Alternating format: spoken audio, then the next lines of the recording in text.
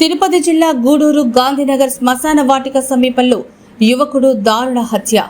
యువకుడు టిట్కో గృహాల్లో నివాసం ఉన్న రషీద్ బాషా మున్న 35 సంవత్సరాలుగా గుర్తింపు. రక్తపు మడుగులో రోడ్డు పక్కన పడి ఉన్న యువకుడి మృతదేహం. కేసు నమోదు చేసుకుని హత్యకు గల కారణాలపై దర్యాప్తు చేపట్టిన పోలీసులు.